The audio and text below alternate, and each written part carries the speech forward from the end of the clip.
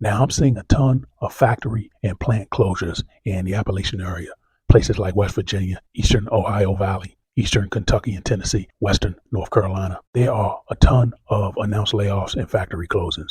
And these places, they're getting wrecked, folks. Now, these places, they've been going down economically for many years, decades, in fact. And it's only going to get worse. When I see a factory that may employ 300 or 400 people closing in a town of maybe 1,000 people, that's basically a nuclear financial bomb going off. And you're just going to have people just stuck in these places, stuck in poverty. And what's going to happen in the end, you're going to just see a lot of people who are hooked on drugs, who are hooked on alcohol as depression sets in, because there's going to be nowhere to turn for employment. I mean, sure, Walmart or your local burger joint, but working there, they don't bring in enough money to sustain a household. Now, one of the interesting things that correlates with a lot of these factory and plant closures are the highest amount of credit card delinquencies are in these areas. West Virginia, parts of Tennessee, parts of Kentucky, that Roanoke area of Virginia. And those numbers are only going to get worse because they're continuing to announce plant and factory closings in these areas right now. So if you're in one of these areas and you're fortunate to still have a good paying job, well, you might be getting handed a pink slip real soon.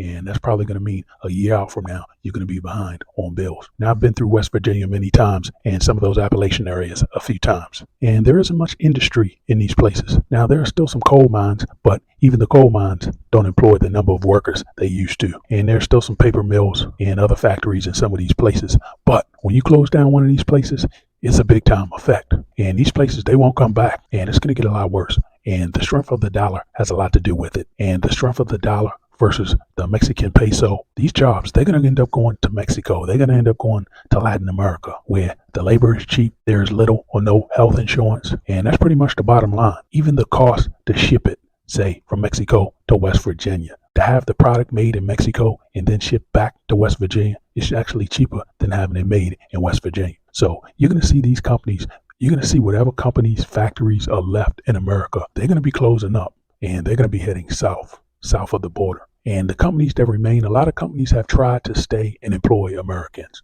but it becomes harder and harder as commodity prices rise and that profit margin begins to get squeezed because your board of directors are looking at you, your shareholders are looking at you, and after a while, you're just pressured to say, you know what, hey, we got to close shop and move this business elsewhere. And that's what's happening. And Americans, they're just going to be holding the short end of the stick. And after that, after one of these factories closes up, then you see drugs, alcoholism come in, depression, suicides, you name it.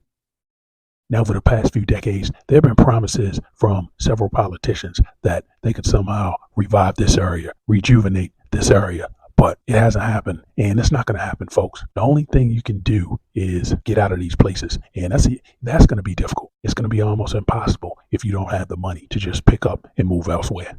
Now, if you like this type of content, please like and subscribe. Thanks for watching.